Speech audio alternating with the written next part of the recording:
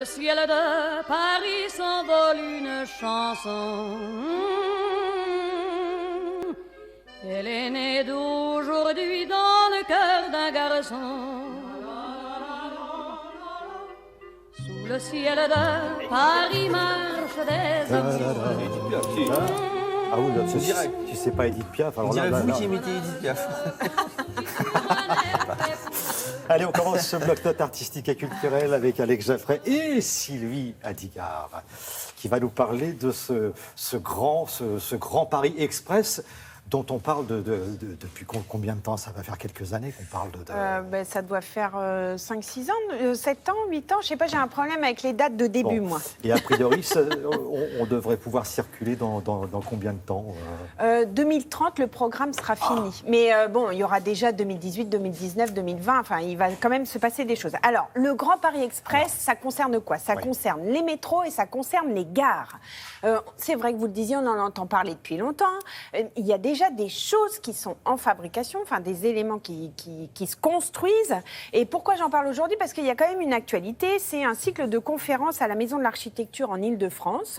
Parce que, mine de rien, il va y avoir 200 km de lignes de métro, 68 nouvelles gares et 37 équipes d'architectes internationaux. Ah oui, quand même. Il y a eu un concours, un des plus grands concours en ce moment. C'est une chance incroyable pour les architectes. C'est une chance incroyable pour les architectes. Il fallait un petit peu quand même gérer, avoir une sorte de chef d'orchestre, un chef architecte qui donne un peu les lignes directrices de ces gares. Parce que ces gares, elles vont s'implanter dans un contexte. Elles vont s'implanter dans une zone qui n'est souvent au milieu de nulle part, donc qui va devenir une zone urbaine nouvelle, qui va agrandir Paris, qui va amener Paris vers la mégapole, parce que c'est ça aussi l'idée du Grand Paris, c'est faciliter le transport pour les Parisiens et l'Île-de-France, mais c'est aussi agrandir le territoire de cette ville magnifique. Regardez.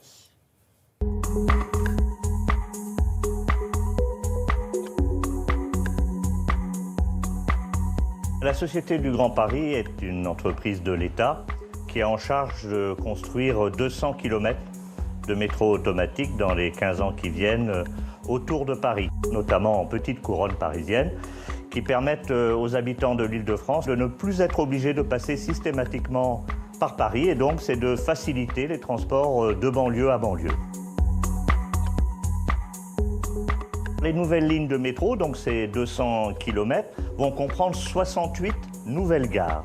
Et nous avons voulu non pas réaliser des bouches de métro, comme on les connaît à Paris, mais de vraies gares en banlieue, afin d'offrir des services, des commerces, notamment aux voyageurs qui vont utiliser ces gares au quotidien, mais aussi que ces gares représentent le point de départ d'un nouvel urbanisme, notamment dans ces anciens territoires industriels de la banlieue parisienne, où on peut demain créer une ville nouvelle avec des quartiers mixtes d'habitat, d'activités. Et donc, dans beaucoup de territoires, ces nouvelles gares seront le point de départ de la création de nouveaux quartiers. C'est aujourd'hui la plus grande commande publique d'architecture en France. Il y a 37 équipes d'architectes qui travaillent à la création de ces 68 nouvelles gares. J'ai la mission avec mon équipe d'être le conseil de la Société du Grand Paris pour définir un cahier des charges qui est vraiment celui de définir l'esprit des nouvelles gares. J'ai insisté sur les performances environnementales qui allaient bénéficier au confort des voyageurs. On sort du train sur le quai, l'impression qu'on est à l'air libre. Et l'air libre, ça veut dire quoi? Ça veut dire que l'air est très bien renouvelé. L'acoustique et l'éclairage, c'est la même chose. On va se dire, tiens, là je me sens bien, parce que dans une ville qui est beaucoup d'agressions sonores, la gare est un ton de repos. Pareil pour la lumière, évidemment.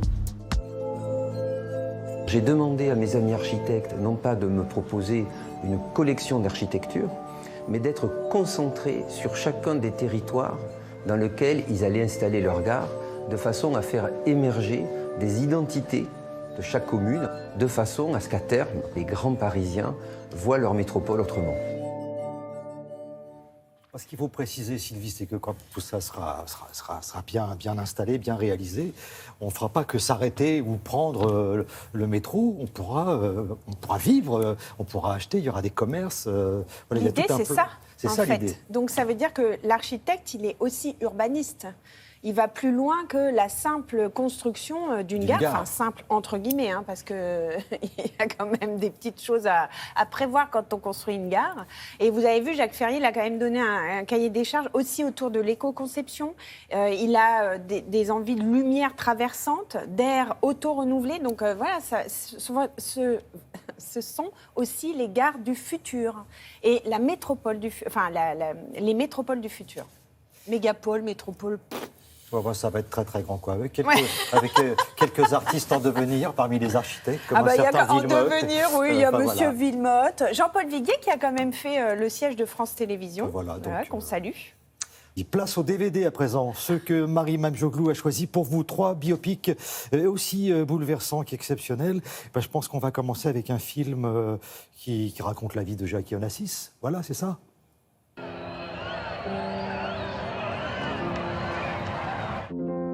I believe that the characters we read about on the page end up being more real than the men who stand beside us. On commence avec une figure de l'histoire américaine, Jackie Kennedy. Le film est focalisé sur les 5 jours qui ont suivi la mort du président Kennedy. I'm saying, Jack, can you hear me? Jack, I love you, Jack. And how would you like him remembered? There should be more horses, more soldiers. Pablo Larraín montre à la fois les souffrances intimes et la force de la première dame interprétée par Nathalie Portman, qui est exceptionnelle. I will march with Jack, alone if necessary. Jackie est une histoire passionnante et terriblement émouvante, une mise en scène brillante, un grand film. You won't allow me to write any of that. No, because I never said that. I had another family. A mother. A brother. I can still see their faces. On continue avec une histoire bouleversante, celle de Saro, un petit garçon de 5 ans perdu dans la ville de Calcutta, adopté par des Australiens, mais 25 ans plus tard, il veut retrouver sa vraie famille.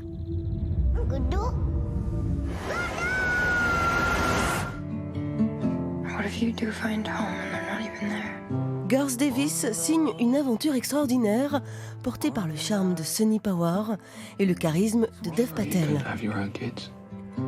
I couldn't have kids. Lion est un film de toute beauté et d'une force romanesque inouïe. Attention aux âmes sensibles, c'est un très beau film. Every night I imagine that I'm walking those streets home. And I whisper in her ear, I'm here.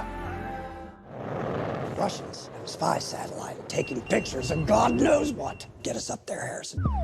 You have identification on it? NASA, sir.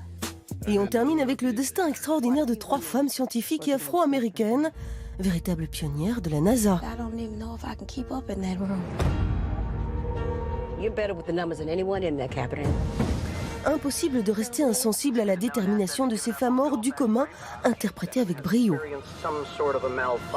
There's a real fireball outside. It's getting a little hot in here. We're in the fight of our lives, people. Les figures de l'ombre est signé Théodore Melfi et s'impose comme un feel-good movie à voir absolument. Friendship 7, do you copy? Over.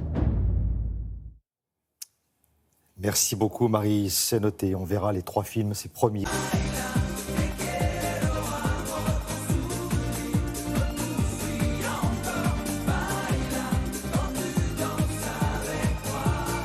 Bonjour Grégoire. Bonjour Thierry. C'est vrai, Marin Cilic n'était pas dans sa meilleure forme. Il y avait des petits soucis. Vrai, mais Federer a gagné son... Il était au-dessus. Voilà. C'est monsieur record, Roger Federer. 8e à Wimbledon, 19e en Grand Chelem. Donc une carrière exceptionnelle, des records, on va en parler. On a plein de chiffres pour vous. Regardez ces images de ce qui se passait hier, si vous n'avez pas vu la finale, avec le Suisse Roger Federer qui soulève son 2e trophée majeur de la saison après l'Open d'Australie, le premier à Londres depuis 2012. Et à 35 ans et 342 jours exactement, il est devenu le plus vieux lauréat d'un tournoi du Grand Chelem. Hier en finale à Wimbledon, le 3e mondial ce matin. Il était opposé au Croate Marinci, je l'ai dit, qui n'était pas très en forme. 6e du classement, le Suisse n'a pas eu à forcer son talon pour battre son adversaire. Pour la 7e fois en 8 confrontations, Silic était touché au pied gauche. Il s'incline 6-3, 6-1, 6-4 en 1h41. Federer disputait sa 29e finale en Grand Chelem, un record. La 11e ici, un autre record. Et son 321e match remporté, encore un record, voilà, en majeur. Le Tour de France à présent. Alors c'est une journée de repos aujourd'hui. Et hier, le leader Froome a connu quelques petits soucis, mais il garde quand même son maillot jaune. 15e étape, regardez, avec Froome qui a eu des petits problèmes en fait de roue arrière pour le Britannique. Bon, il a réussi à résoudre ses problèmes. Le triple lauréat du Tour a été contraint à une course-poursuite intense avec ses rivaux pour la victoire finale. Au bout des 189 km arrivé à Puy-en-Velay, et victoire du Néerlandais Mollema. Et Froome, le tenant du titre, est toujours en jaune et il est devant Arroux et Bardet. Un autre Tour de France à la voile cette fois, 4e étape au large d'Arzon dans le Morbihan. Les 29 équipages avaient des vents faibles et changeants. Ils avaient aussi des courants forts qui les ont contraints à se bouger un petit peu et ça a été difficile, mais le bateau Trésor de Tahiti a pris la tête du classement général. De l'athlétisme avec les mondiaux qui débutent à Londres dans 3 semaines. Championnat de France hier à Marseille. Renaud Lavillenie s'offre un 7e titre national à la perche avec une barre à 5,80 m. Sur 400 mètres féminins, Floria Gay, retardée par une douleur dorsale, a été débordée par Mariama Diarra. Et Christophe Lemaitre, lui, a été battu sur 200 mètres. C'est son premier revers sur cette distance depuis 2009, battu par Jeffrey John. Vous connaissez ce garçon, et c'est à Silverstone. C'est le Britannique Lewis Hamilton devant son public. Le triple champion de F1 a remporté sa 57e victoire, la 4e cette année, la 5e fois ici. Et il a devancé les Finlandais Bottas et Raikkonen. Et au classement général, en fait, il est juste derrière Vettel à un petit point. Voilà. Bon, c'est vraiment le week-end des champions, là. Aurélie Muller. Aurélie Muller en natation. En eau libre. Exactement, en eau libre. On se souvient, pour ceux qui étaient devant la télé, devant France Télévisions, pendant les JO, elle avait connu des petits soucis, elle avait été disqualifiée, elle n'était même pas montée sur le podium. Et hier, ça s'est bien passé pour les champions du monde, pour cette jeune fille de 27 ans. Regardez, dans les eaux du lac Balaton, en Hongrie, Aurélie Muller a conservé son titre mondial sur 10 km. L'été dernier à Rio, donc la nageuse de 27 ans avait été disqualifiée, privée de podium aux JO. La France a décroché 2 médailles d'or en eau libre ce week-end avec Marc-Antoine Olivier qui a gagné sur 5 km samedi. On va rester dans l'eau, toujours en Hongrie, avec des Bleus qui ont coulé. Les filles de l'équipe de France de water-polo, elles ont chuté lors de leur premier match de champion du monde, battues par les Néerlandaises, vice-championnes du monde, 17-2. Prochain adversaire, ce sera la Hongrie, donc les locales de l'étape. Et pour finir, du foot féminin, avec l'Euro 2017 aux Pays-Bas, les Danoises battent les Belges 1-0. But de Van den Sanden. Et le Danemark est en tête de son groupe devant les Pays-Bas, vainqueurs de la Norvège 1-0. Et la France joue mardi face à l'Islande. Voilà, parce qu'on le rappelle, le championnat d'Europe de foot féminin, c'est l'affaire de France Télévisions. C'est à suivre sur France 4, entre autres. Voilà. Donc demain soir, donc le premier match, c'est ça ? Oui, les Islandaises face aux Islandaises. Bon, et puis évidemment, on continue le Tour de France. Là, aujourd'hui, repos. Et demain, ça recommence avec toute l'équipe des chroniqueurs. C'est génial, Là, cette année, c'est spécial, Pas mal. Il y a de quoi faire. Pas mal de surprises. Merci beaucoup, Grégoire. Là, maintenant, on va parler emploi. Oui, vous ne le savez peut-être pas, mais on embauche en été. Et parfois, certains en doutent. C'est ce que va nous raconter Sophie Pignal. Il y a moins de candidats aux aguets l'été, et pourtant, il y a peut-être du travail pour le mois de septembre qui approche. Regardez. Ici, on parle de l'histoire du parfum, mais surtout, on est confronté aux odeurs, au plaisir olfactif. Et on a une scénographie extrêmement interactive que vous pouvez voir autour de moi. Nous sommes ici au Grand Musée du Parfum de Paris. Ce musée a ouvert en décembre 2016. Et ici, côté recrutement, c'est bon, quelle que soit la saison.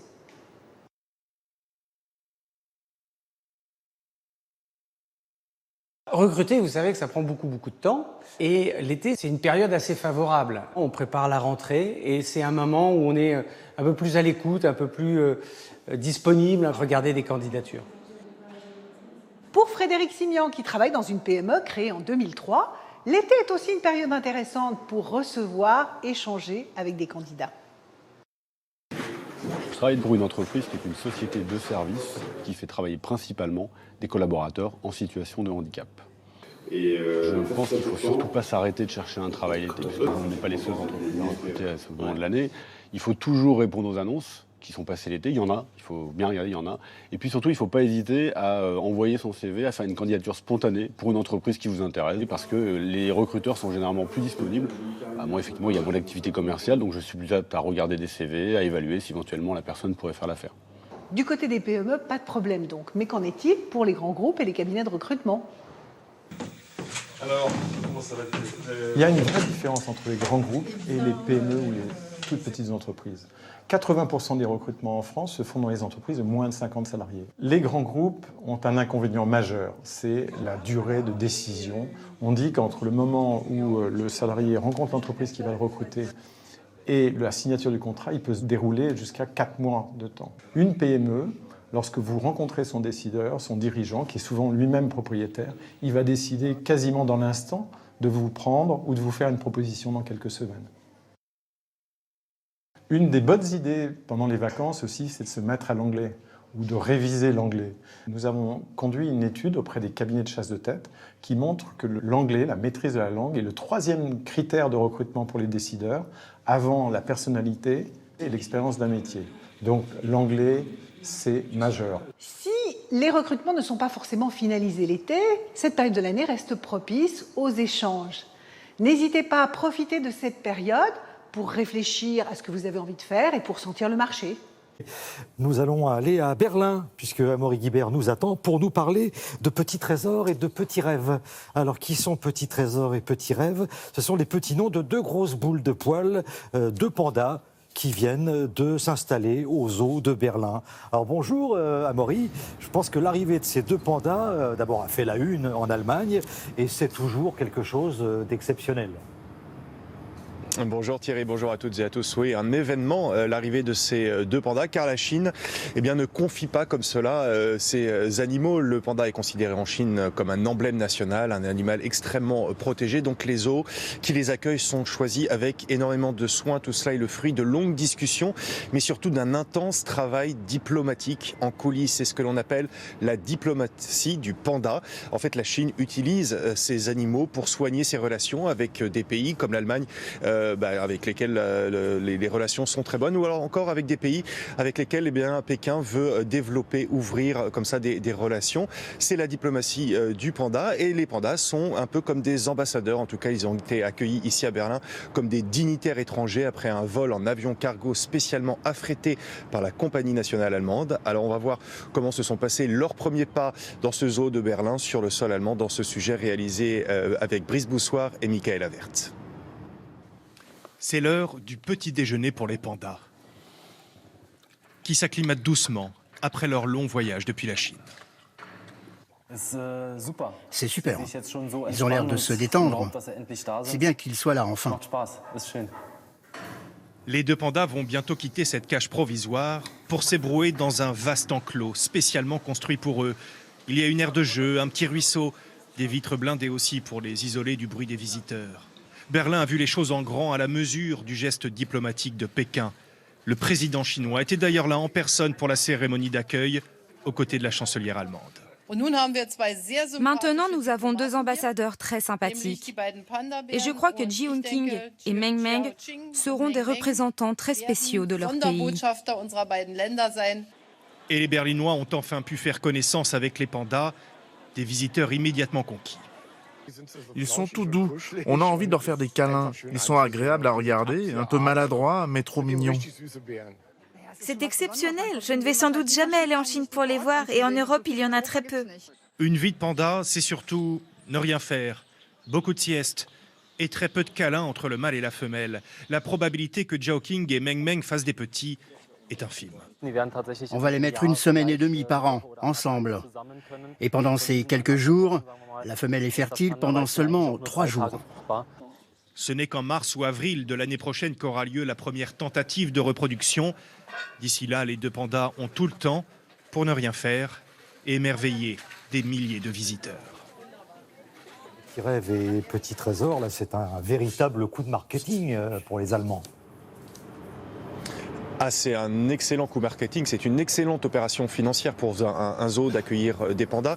Une opération qui couvre largement les investissements qui sont réalisés pour aménager un enclos, pour payer aussi la location des pandas, car le zoo de Berlin va payer environ 1 million d'euros tous les ans à la Chine pendant 15 ans pour couvrir enfin la nourriture des pandas. Ça consomme quand même quelques tonnes de bambou par an et ça coûte quelques dizaines de milliers d'euros. Donc c'est une excellente opération. Et si on regarde par exemple le zoo de Beauval, en 2012, le zoo de Beauval en France a accueilli 2 pandas et 1 an après seulement, le nombre de visiteurs avait augmenté de 67%. C'est absolument phénoménal. Voilà pourquoi tous les zoos du monde se battent pour avoir des pandas. Mais il ne suffit pas de mettre de l'argent sur la table, de promettre les meilleures installations.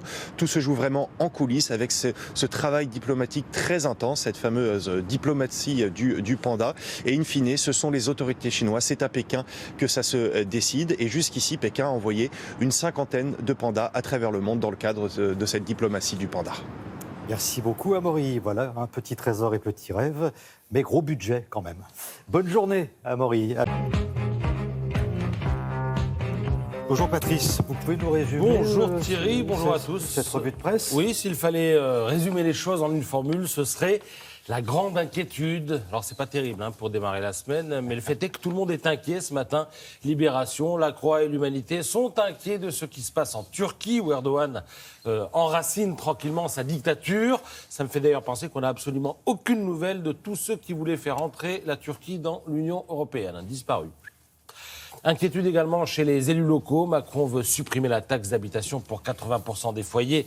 Les finances locales vont vite en percevoir les conséquences. C'est la une du Figaro, de l'Opinion ou encore des Échos.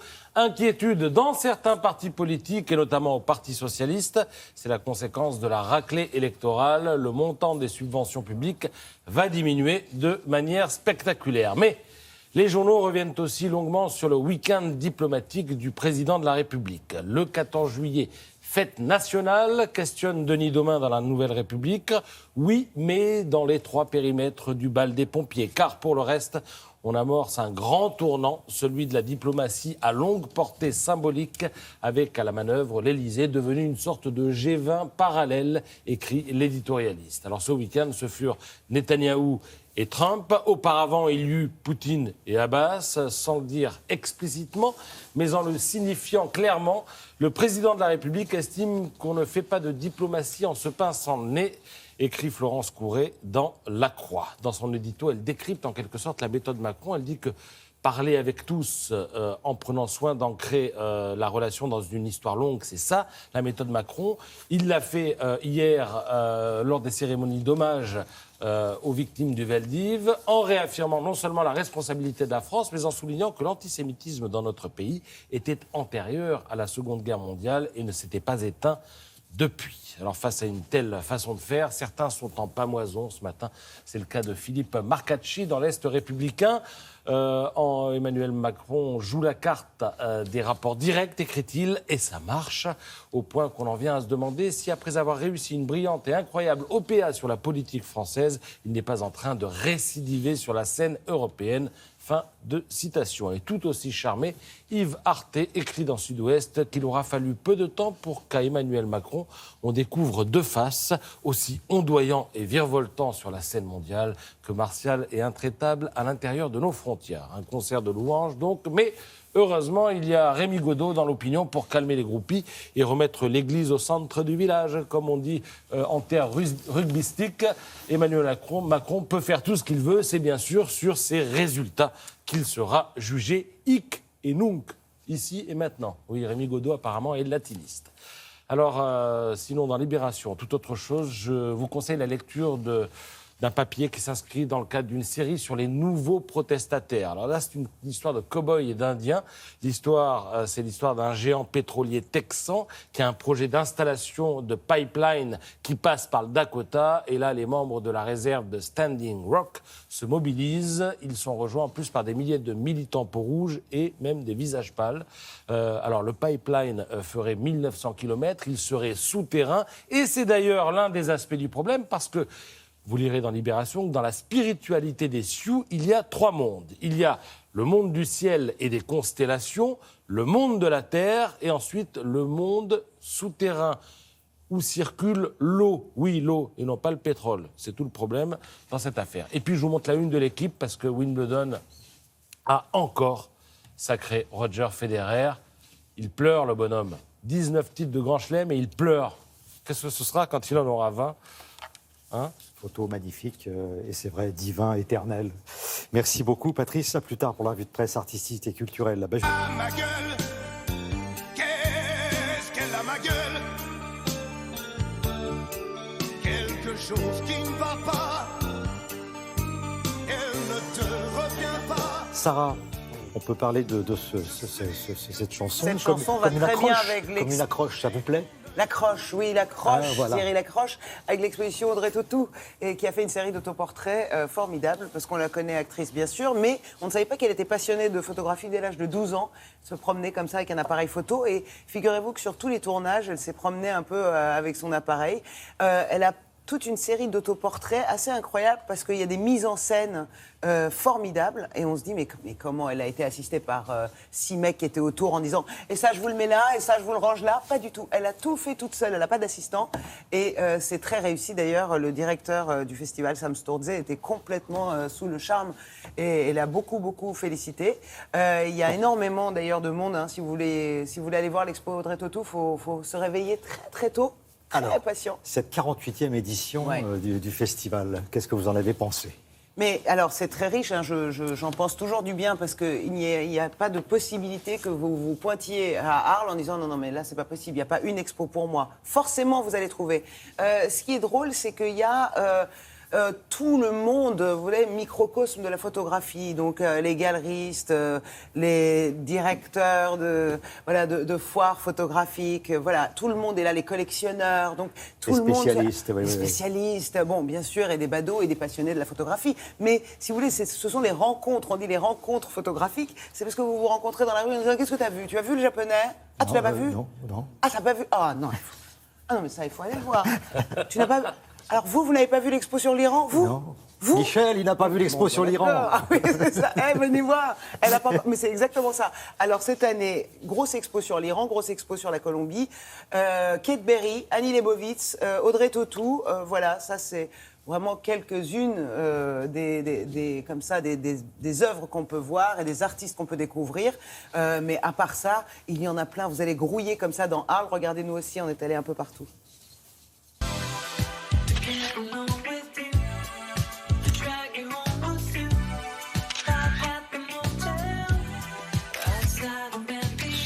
Les temps forts de cette 48e édition des Rencontres d'Arles, c'est la grande séquence sur l'Amérique latine avec en point d'orgue la Colombie. On découvre ce pays étonnant, une expo historique qui couvre toute l'Amérique latine des années 60 à nos jours.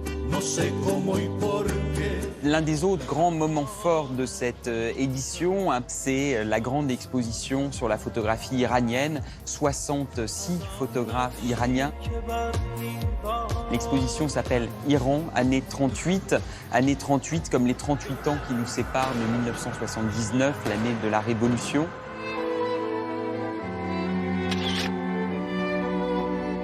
Dans cette exposition, on a pour la première fois fait le choix d'exposer en même temps la photographie documentaire qu'on met face à face avec la photographie plasticienne.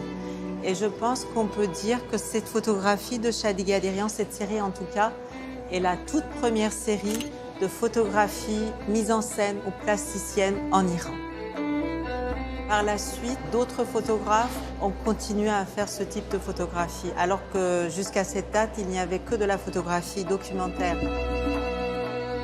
Le chapitre sur Abbas Kiarostami, qui s'appelle Cinéma Poète, est en même temps un hommage que nous lui rendons, mais c'est aussi une invitation à ce que les gens gardent le souvenir de la poésie dans cette exposition. Chose étonnante cette année, le coming out photographique de Audrey Tautou. Elle se révèle comme photographe, c'est dans l'abbaye de Montmajour, un lieu qu'elle partage avec Kate Berry. Les grands moments de la photographie désormais, c'est les rencontres d'Arles. À l'automne, à Paris, le grand salon Paris Photo, qui a un petit challenger qui arrive depuis quelques années, Photo London. I believe Pour moi, Arles, c'est le meilleur, le plus grand et le plus important des festivals de photos dans le monde. Nous venons régulièrement ici pour présenter notre lauréat. Cette année, il s'agit du photographe irlandais Richard Moss pour son travail remarquable sur la crise des migrants, Heat Maps, qu'il a réalisé avec un appareil photo thermique.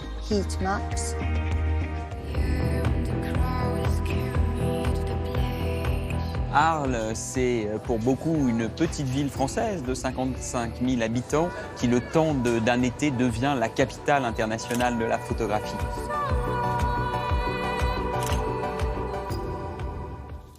Vous avez jusqu'au 24 septembre. Oui, c'est pour ça. aller vous C'est-à-dire qu'il y a régaler. une première semaine professionnelle, donc où vous croisez ces gens qui vous disent « Ah, vous ne l'avez pas vu, ah, vous n'êtes pas allé ». Mais après, quand même, ça continue et c'est vraiment formidable. C'est impossible d'aller à Arles, de ne pas trouver ce qui vous plaît jusqu'au 24 septembre. Voilà, j'ai tout dit et j'ai fini en plus, non? C'est ça? C'était très très bien. Est-ce que j'ai Merci. fini? Et bonjour à vous, Alistair Campbell. Vous êtes un homme de l'ombre, mais vous avez été souvent mis en lumière. Votre rôle et votre personnage ont inspiré des cinéastes, des réalisateurs de télévision, c'est la vérité. On vous a vu, par exemple, votre rôle dans The Queen, le film de Stephen Frears, parce que vous étiez le conseiller le plus influent de Tony Blair. Vous étiez ce qu'on appelait son spin doctor. Vous occupiez de sa communication, mais pas seulement. On dit que vous avez influencé une partie de sa politique. Tony Blair, c'était la gauche des années 90 et 2000 au Royaume-Uni, libéral, mais aussi critiqué. Oui. On dit qu'Emmanuel Macron, c'est un peu le nouveau Tony Blair. Est-ce que vous êtes d'accord? Moi, je vois Emmanuel Macron, je vois Macron. Vous voyez Blair, plutôt. Oui, mais ce qu'il a fait, c'est encore plus impressionnant, puisque je crois que nous, on était dans le Parti travailliste, et c'est vrai que New Labour, c'était un phénomène nouveau, mais ce qu'il a fait, Macron, je vois quelqu'un qui vient de nulle part à l'Élysée dans un an. C'est pas seulement une nouvelle force politique, un nouveau parti, c'est autre chose. Alors, je vois des similarités. Il est jeune, il est charismatique, il a de l'énergie, de dynamisme, il a des idées, de l'intelligence, tout ça. Mais je vois quelqu'un vraiment avec une confiance en soi vraiment remarquable. Et tandis que Tony était au début, il n'avait pas tout ça. Mais est-ce qu'on peut, comme l'a décidé finalement Emmanuel Macron, gouverner avec la gauche, la droite, la société civile, puisque vous l'avez rappelé, Tony Blair, c'était quand même un homme du Parti travailliste. Est-ce que c'est un pari qui vous paraît possiblement gagnant? Il a gagné. Alors ça, c'est le début. Je parle pour gouverner. Il a gagné, pas seulement et puis maintenant, il faut... Mais là, la manière dont il a gagné, s'il met ça en pratique tant que président, je vois que ça peut marcher. Mais on verra. Puisque moi, pour la France, j'ai toujours eu l'impression de la France que c'est un pays où on vote souvent pour le changement, mais dès qu'on présente les faits du changement, on se rebelle. On va voir, avec la majorité qu'il a... Alors justement. Ça va... Mais je dois dire ça aussi au sujet de les similarités et les différences. Il a un plan, il sait ce qu'il veut faire, et avec Tony Blair, là, au début, il a beaucoup fait. Il a dit à la fin de sa carrière, comme Premier ministre, qu'il aurait voulu faire même plus dans ces 2 premières années. C'est là où il est maintenant. Maintenant, c'est très, très important. Mais vous l'avez rencontré, Emmanuel Macron, avant son élection. Cette confiance en lui, vous pensez qu'elle est réelle lorsqu'on le voit à l'aise avec Poutine, avec Trump, avec tous ces dirigeants? Vous pensez que cette confiance en lui, aujourd'hui, elle est acquise en quelque sorte, ou que finalement, il joue un rôle? Non, je crois que c'est naturel. Et pourquoi l'a-t-il, selon vous? Je sais pas, mais je crois qu'il a un sens de son destin. Ouais. On le sent, c'est très rare qu'on voit ça dans quelqu'un. Moi, je connais beaucoup de politiciens. La plupart, ils ont une force, mais à l'intérieur, on voit des difficultés. Avec Macron, la première fois que je l'ai vu, j'avais le sentiment de quelqu'un qui vraiment, qui croyait à une période où très peu de gens pensaient qu'il allait devenir président. Enfin, il était là, mais c'était pas comme maintenant. On le voit maintenant et tout le monde voit c'est un président. Avant, c'était pas comme ça. Mais lui, j'avais l'impression qu'il sentait vraiment qu'il allait gagner. Vous savez qu'il veut changer son mode de communication. on ne sait pas s'il se méfie, mais en tout cas, il évite les médias traditionnels. Il n'a pas fait ce qui est une tradition en France, une interview au 14 juillet. Il préfère parfois faire de la communication sur les réseaux sociaux. On le voit sur Facebook. Est-ce que c'est une façon pour vous, enfin, selon vous, de contourner cette information qu'il juge trop officielle et de jouer une image personnelle, ce qui finit par agacer certains aussi? Non, mais le monde des médias a tellement changé. Maintenant, les médias, c'est partout. Il n'y a pas que la télévision, il n'y a pas que les journaux, il n'y a pas que la radio. Tout ce qu'on fait dans la politique, il y a un élément médiatique. Et là où il sait ce qu'il veut faire, il sait ce qu'il veut dire. Et là, j'étais avec ma femme dans un hôtel à Fontainebleau hier soir. Je surfais les chaînes de télé. Tout le monde en parlait. Tout le monde parlait de lui, de ce qu'il dit, de ce qu'il fait. Mais est-ce qu'il n'y aura pas justement un trop-plein? Ça, c'est la communication. Ça, c'est la communication. Ouais. La communication n'existe pas seulement d'un politicien qui parle aux journalistes. Est-ce que c'est ce que vous allez dire? Je vais expliquer la raison aussi pour laquelle vous êtes en France aujourd'hui. C'est que vous allez parler à des députés de La République En Marche, une 60aine d'entre eux aujourd'hui à l'Assemblée nationale. Qu'est-ce que vous allez leur dire finalement ce soir? Alors, il y a deux choses. choses. Vous allez leur donner des conseils? Non, ce n'est pas pour donner les conseils, mais c'est intéressant pour moi, puisqu'il y a des gens qui arrivent, qui n'étaient pas dans la politique, qui maintenant qui sont des députés. Qu'ils arrivent. Alors, d'abord, il faut croire ce qu'ils font, que le changement, c'est dur, que la politique, c'est dur. Mais aussi, je veux leur en parler du Brexit, puisque pour moi, le Brexit, c'est une catastrophe pour mon pays. Et il est très, très important, puisque Macron, il est une des figures les plus importantes dans notre débat. Puisque si la France, si l'Allemagne... Dans votre débat au Royaume-Uni? Oui, puisque moi, j'ai l'impression que, oui, on a voté pour quitter. Mais le public, à mon avis, il commence à changer d'avis. Et si la porte se ferme, pendant ces 2 ans de négociations, ça va être une catastrophe pour nous. Et j'espère alors que le président, ses députés, peuvent patienter un peu pour voir si ce changement aura lieu. Mais est-ce que les citoyens britanniques qui ont voté pour le Brexit, ce ne sont pas ceux qui se sentent exclus du système, tout comme en France, ceux qui n'ont pas voté pour Emmanuel Macron? Il y en a. Emmanuel Macron, c'est un peu la France qui va bien, c'est ce qu'on lui reproche parfois. Est-ce qu'il n'y a pas cette même fracture aujourd'hui au Royaume-Uni entre deux mondes finalement? Il y a cette fracture partout dans le monde. C'est pour ça qu'on a Trump aux États-Unis. Oui. On le voit partout. Mais ce qu'il a fait Macron, c'est de voir que cette fracture existe, mais pas de mentir, pas de dire si je vous donne ça, tout va bien. Je vais vous mener, je vais vous montrer les possibilités, tandis que le Brexit, c'était créé sur des mensonges, ils continuent à mentir. Ils vont dire que tout va bien se passer. Mais le Brexit, il va se faire, monsieur Moi, Campbell? j'espère pas. Et comment est-ce possible, puisque les électeurs, justement, ont voté? Ça, je sais pas. Mais je sais que le public change d'avis.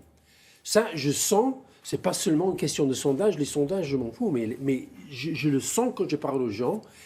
Même ceux qui ont voté, il y en a bien sûr, qui croient vraiment que c'est la bonne décision. Mais même ceux qui ont voté pour le Brexit, qui disent on ne votait pas pour une économie faible, on ne votait pas... Pour l'instant, l'économie reste assez forte. Le taux de chômage n'a jamais été aussi bas en Grande-Bretagne, 4,6%. Le livre tombe parce que ça, c'est une question des marchés internationaux qui disent cette économie ne va pas marcher. Donc pour vous, vous êtes convaincu, le Brexit n'ira pas forcément jusqu'au bout? J'espère pas. Maintenant, je ne vois pas comment l'arrêter, mais je vais jouer un rôle, essayons de l'arrêter. Et ce soir, je vais dire à ces députés de Marche, essayons-nous, patienter un peu pour voir si on peut l'arrêter. Voilà. Merci beaucoup, Alastair Campbell. C'est à vous, Thierry. Très bonne journée. Vie au soleil, c'est une chose qu'on n'aura jamais. Chaque fois c'est pareil, c'est quand on est derrière les carreaux, quand on travaille que le J'aurais pu faire... Je crois qu'on a déjà perdu. Oui, mais j'aurais pu faire une belle carrière. Vous l'avez vu dans la gestuelle? Et nous aussi, les Claudettes. Ouais. On aurait pu faire Claudette. Côté, non, pas Clodo, mais Claudet. Vous voyez, quelque chose... voilà, Isabelle Martinet et Brigitte Fanny-Cohen pour terminer ce merveilleux télématin. On va parler de la chaleur qui va revenir cette semaine. Valérie Maurice vous l'a confirmé tout à l'heure. Qu'est-ce qu'il faut faire quand il fait très très chaud? Il y a des gestes à faire et d'autres à ne pas faire. Voilà, donc on va en parler de ces idées reçues qu'on a concernant la chaleur et parfois la canicule. Effectivement, parce que ce qu'il faut savoir, c'est que notre température interne, elle est de 37 degrés, mais dès que la météo grimpe et que le thermomètre affiche plus de 25 degrés, nous avons trop chaud. Et donc la température interne et la température externe, finalement, ne sont pas en adéquation, tout simplement parce que notre organisme, c'est une sorte de chaudière et toutes les réactions de l'organisme, par exemple, quand nous faisons une activité physique, une activité cérébrale également, tout ça nécessite des réactions chimiques qui dégagent de la chaleur. Et normalement, l'air frais vient atténuer ce surplus de chaleur qui vient de l'organisme. Et quand l'air extérieur est trop chaud, eh bien, les échanges thermiques sont moins efficaces. Et donc, il faut éviter tous les désagréments des fortes chaleurs, voire de la canicule. On les connaît, la fatigue, le manque d'appétit, la transpiration. Et puis, il faut éviter aussi la déshydratation et le fameux coup de chaleur. Et donc, nous mettons en place toutes sortes de stratégies. Vous l'avez dit, on se pose des questions. Que doit-on faire? Est-ce qu'on doit boire glacé? Est-ce qu'on doit prendre des douches froides? Est-ce qu'on doit mettre sa clim au maximum? Alors, quelles sont les idées vraies, les idées fausses? Pardon? La sieste, oui. Là, la sieste, oui, non, mais effectivement, ça, c'est une bonne chose quand il y a un petit coup de chaleur. Ça permet à l'organisme de se reposer. Donc, quels sont les bons gestes? Quel est le vrai et du faux? Nous avons demandé à un médecin urgentiste de démêler tout cela pour nous. Il fait chaud, faire attention au soleil. Il fait chaud, et tous les jours c'est pareil. C'est vrai, il faut manger salé, mais normalement salé, pas trop salé, et d'ailleurs pas trop sucré, pas trop gras non plus, mais pas désodé non plus, parce qu'il va falloir s'hydrater, manger du sel normalement. Petit bémol, si vous avez une hypertension artérielle et qu'on vous a prescrit un régime sans sel ou avec moins de sel, il faut continuer à suivre ce régime-là.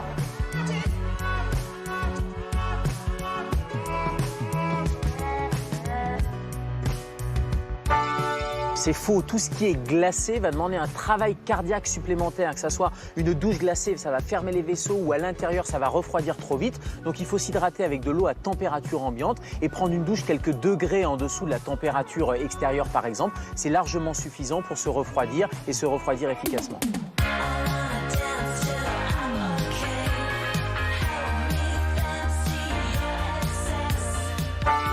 Plutôt faux, parce que le café et le thé vont hydrater, bien sûr, mais dans le thé ou le café, il y a une molécule qui s'appelle la caféine ou la théine, et cette molécule, elle a la particularité d'être diurétique. Donc c'est un peu comme si vous hydratiez d'un côté, mais vous augmentez les sorties de l'autre en favorisant l'urine, par exemple, et donc du coup, vous appuyez sur le frein et l'accélérateur. Donc le meilleur hydratant, c'est plutôt l'eau, et café ou thé avec beaucoup de modération.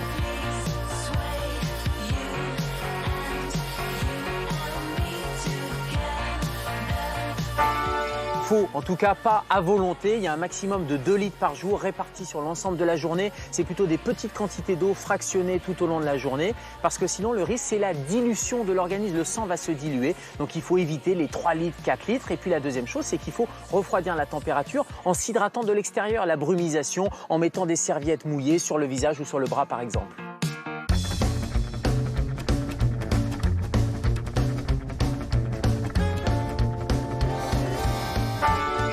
C'est faux, parce que si on règle la climatisation sur très froid en dehors de l'impact écologique, c'est surtout qu'on va créer un différentiel de température trop important et on risque d'avoir une irritation des voies aériennes. Donc il vaut mieux régler 10 degrés en dessous par exemple de la température extérieure, c'est largement suffisant pour se refroidir. Et puis un bon moyen, c'est d'aller utiliser la clim des autres, j'allais dire, de sortir au supermarché, au cinéma, à la bibliothèque municipale, 2-3 heures par jour, ça permet de faire redescendre la température interne.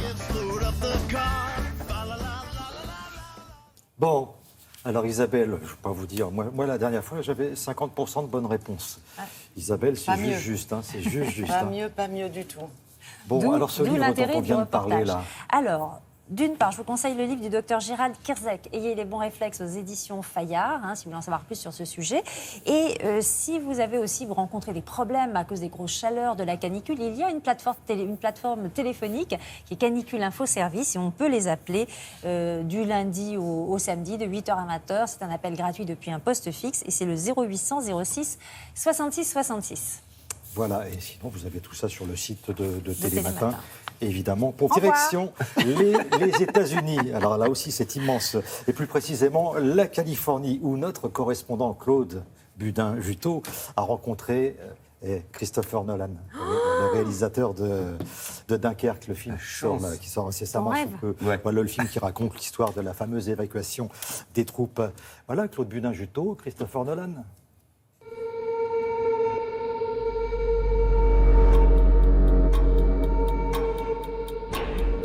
Dunkerque, c'est l'histoire de la fameuse évacuation des troupes alliées coincées dans le nord de la France en 1940. Un film signé Christopher Nolan. Bonjour Christopher. Bonjour. Christopher Nolan, c'est le réalisateur de films très remarqués comme Memento, Inception ou Interstellar.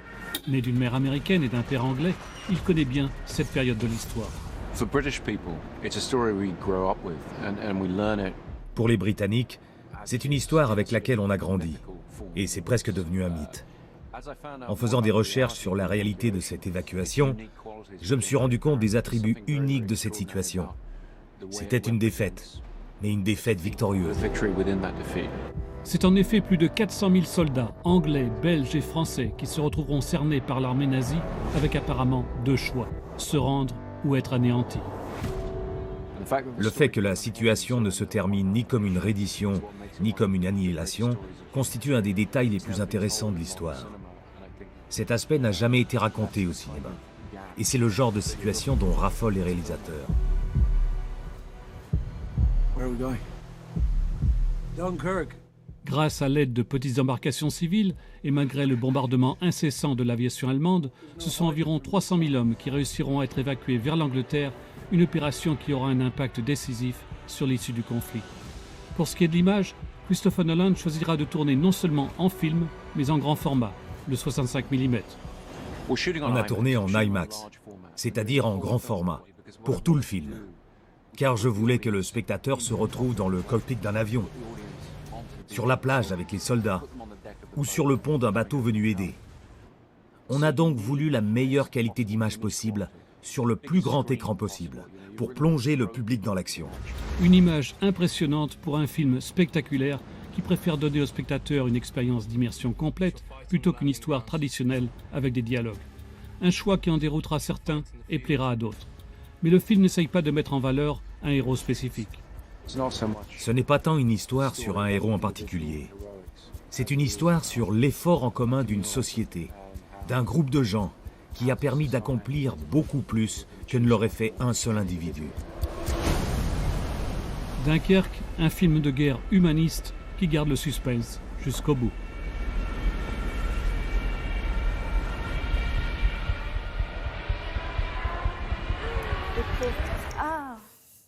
Eh bien, Dunkerque, ça sort le 19 juillet avec, entre autres, Tom Hardy et Mark Rylance. Voilà, l'évacuation des troupes alliées de Dunkerque en mai 1940.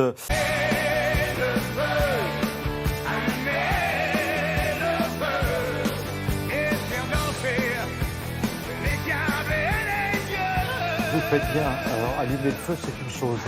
Mais sachez qu'une chipot mal cuite, une chipot trop cuite, c'est un barbecue raté. C'est une garden party du dimanche foutue. Voilà. Alors pour ça, il y a un endroit. Cet endroit, c'est l'endroit où vous allez apprendre à faire un vrai barbecue. Voilà. Alors je ne sais pas où c'est, mais Isabelle Martinet, qui est la spécialiste du barbecue, va tout vous dire. Bonjour Thierry. Une chipot mal cuite ou une chipot trop cuite, c'est fichu. Ou pas assez cuite. Voilà. Ça tout. aussi, c'est un problème. Alors comment est-ce qu'on procède? Eh bien, on prend des cours. Pourquoi? Parce qu'aujourd'hui, le barbecue, c'est beaucoup plus qu'un mode de cuisson. C'est vraiment, vous l'avez dit, la partie de campagne. C'est-à-dire, c'est un moment convivial entre amis ou en famille. Et c'est quelque chose qui s'est considérablement développé durant les dernières années. C'est simple, si on en croit les statistiques, 80% des jardins sont équipés de barbecue. Alors de tout style et de tout type, évidemment. Ça va de l'aménagement maison, c'est-à-dire une simple grille posée sur 4 pierres, au barbecue le plus sophistiqué qui aujourd'hui est pratiquement devenu une cuisine roulante extérieure, comme une cuisine d'été où on peut tout faire. Alors ça sous-entend qu'on ne saurait pas faire préparer un bon barbecue, quoi. Il y a plusieurs choses. D'abord, il faut savoir bien l'allumer et bien l'éteindre parce qu'il y a aussi une notion de sécurité dans la mesure où on cuisine à l'extérieur et où on emploie donc un mode de cuisson qui peut aussi par moments être dangereux. Donc premier point, la sécurité. Deuxième point, bien cuisiner, ça s'apprend, quel que soit le mode de cuisson. Et aujourd'hui, on a des barbecues évidemment à charbon de bois, à l'électricité, au gaz, tout existe. Mais il y a autre chose qu'on oublie, c'est qu'en dehors de la chipot parfaitement cuite, ou de la côtelette parfaitement cuite, on peut faire beaucoup de choses au barbecue. Et on pense notamment à ces barbecues, vous savez, qui disposent d'un couvercle. Donc c'est un petit côté un peu four. Et un fabricant a décidé justement de mettre en œuvre ces méthodes pour apprendre à bien cuisiner. C'est-à-dire qu'il y a des cours où on va vous apprendre à réaliser un menu complet. Entrée, plat, dessert, le tout au barbecue. Évidemment, nous sommes allés suivre un cours pour vous. Regardez.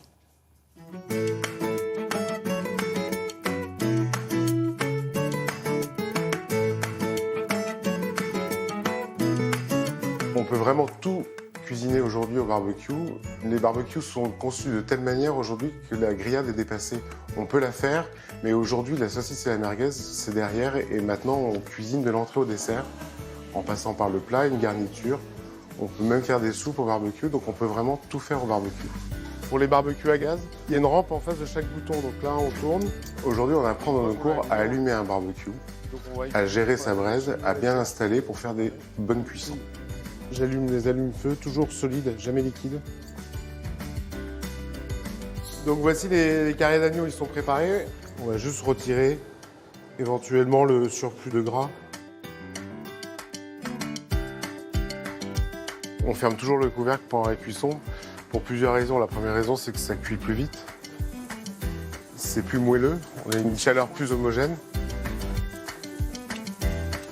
Au niveau cuisine, on va réaliser plein de plats pour lesquels on va utiliser des accessoires. C'est vraiment la clé de la cuisine au barbecue, ce sont nos accessoires. Par exemple, on va avoir des paniers à légumes pour pouvoir cuire des légumes pour éviter que les légumes passent à travers les grilles du barbecue. On va avoir des planchas, on va avoir des cocottes, des wok, des pierres à pizza. Donc plein d'ustensiles qui nous permettent de dépasser cette fameuse grillade. Pour la cuisson, on posera le panier directement sur le barbecue et on ne touchera plus au carré. Nous abordons toujours pendant nos cours une petite partie sécurité. Alors ça, par exemple, on fait pas. On bascule toujours comme ça. On ferme toujours le couvercle et on garde toujours une distance de sécurité par rapport aux enfants. Et on nettoie bien les grilles pour retirer l'excédent de graisse de la dernière fois parce que la graisse est inflammable aussi. Et on va pouvoir passer à table et emmener les plats à table. Il est moelleux, c'est ça, très moelleux. Donc le côté sympa, c'est qu'on déguste ce qu'on a préparé. Oui, absolument. Et puis, il y a les conseils de sécurité qui vont avec là, ce qui est très intéressant. Ça, c'est extrêmement important pour que le barbecue soit un bon moment et que ça se termine bien et dans la convivialité, justement, en dégustant ce que l'on a cuit, avec des cours qui varient de 59 à 79 € à peu près en moyenne. Il y a plusieurs niveaux possibles. Vous pouvez être débutant comme cuisinier chevronné. Voilà, et si vous faites des barbecues, on va dire à l'ancienne, vous faites attention pendant les périodes de forte chaleur. Voilà, de toute façon, vous êtes informé si vous avez le droit ou pas. Absolument. Merci beaucoup, Isabelle.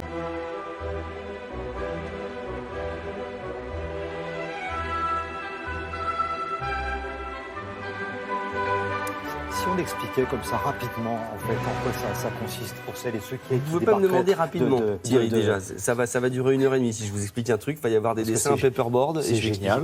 Donc ça, c'est déjà la première partie de tout ce que vous avez fait durant cette année. On va se régaler. Vous êtes tellement gentil. Non, en fait, nous avons décidé pendant l'été de faire des meilleurs d'eux par thématique du son d'Alex, c'est-à-dire regrouper les trucs qui étaient plus ou moins drôles, mettre un peu des bêtisiers, m'acheter une jolie chemise, vous allez voir, et faisons un petit truc d'été. Donc là, la thématique du jour, le premier, c'est quel rapport entre, par exemple, Gainsbourg, la musique de Star Wars et Sting. Eh bien, en fait, ils ont tous les trois été mangés dans la gamelle de la musique classique. C'est-à-dire aller emprunter plus ou moins discrètement, voilà, ou de façon explicite, des extraits de musique classique et en les recyclant plusieurs fois si possible, parce que c'est quand même rigolo. Je vous propose de laisser la parole à quelqu'un qui est très bien coiffé et surtout très bien habillé pour cette séquence.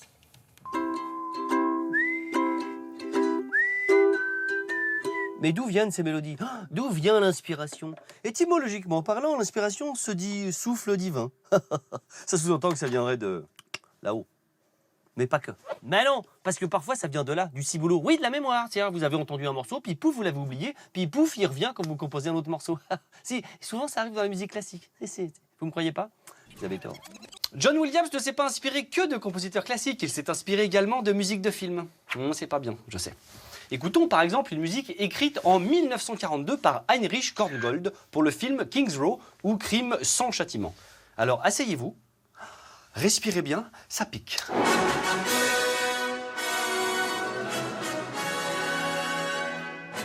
Ah, je sais, c'est pareil. Bougez pas, il y a le plan B, c'est la même chose. J'ai les poils qui poussent comme Chewbacca tellement c'est pareil. Explication. Oh. Et maintenant, je suis un peu prêt, non? Que c'est pas français, mais c'est pas grave. Acteur studio. When I was young, I didn't meaning and... Vous voulez l'original plutôt? Bien sûr. C'est mieux. Nous sommes en 75, Eric Carmen a 26 ans, il écrit cette chanson, et toi, tu as embrassé des femmes sur cette chanson. Oh oui, je ne juge pas. Je dis. Vous savez quoi? À 27 ans, Sergueï Rachmaninov, un autre compositeur russe extrêmement célèbre, écrit un concerto pour piano. Écoutez bien, ça va peut-être vous rappeler quelque chose.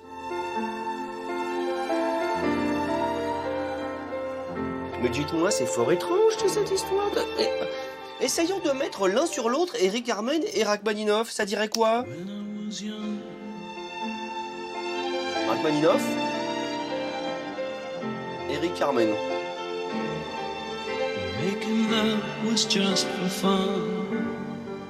Bah en fait, c'est la même chose. Gainsbourg s'est beaucoup inspiré du monde de la musique classique. Mais oui, vous le savez très bien. Par exemple, Initial BB. Bah, Initial BB n'est autre que la symphonie du Nouveau Monde de Anton Dvorak.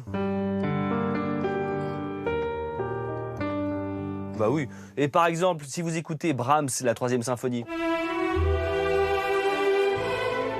bah ça a été une assez jolie chanson de séparation qu'il a écrite en 83 pour Jane Birkin.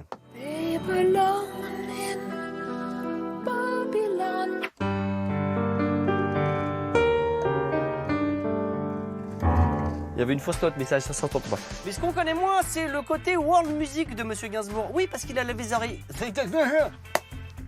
On y retourne. Vous connaissez James Bond? Si, le gars un peu élégant comme moi. Non, enfin, plus élégant. Eh bien, écoutez bien la mélodie de On ne vit que 2 fois. Ça vous dit quelque chose? Eh ben, Robbie Williams aussi, puisqu'il a utilisé dans Millennium.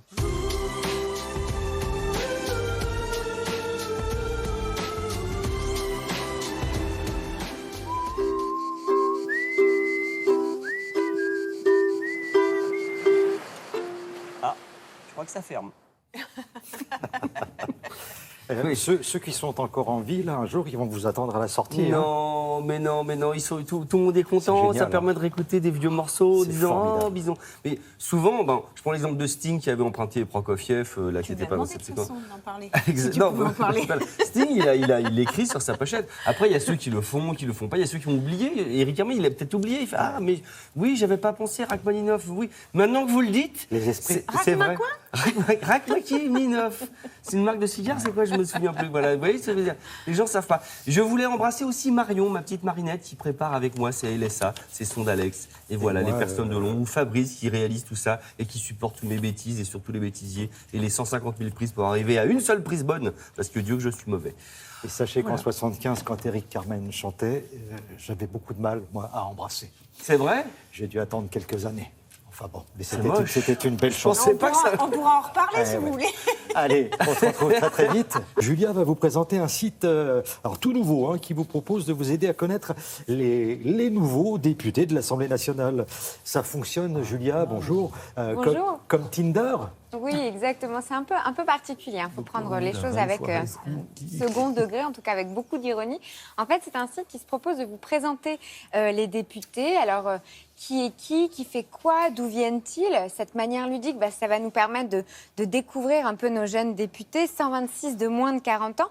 C'est vraiment une jeunesse plutôt inédite, sauf que vous l'avez dit, ça fonctionne comme Tinder. Donc l'ironie, ça va être de mettre au premier plan les députés qui sont célibataires. Et on va vous montrer qui est qui, pourquoi sont-ils célibataires, quel âge ont-ils, à la manière d'un site de rencontre avec l'ironie et le décalage qu'on peut trouver sur un site comme Tinder. Et ben voilà, parce que des nouveaux députés, il y en a quand même quelques-uns. Il y en a beaucoup, et des très jeunes, et des célibataires aussi. Des célibataires. Merci beaucoup.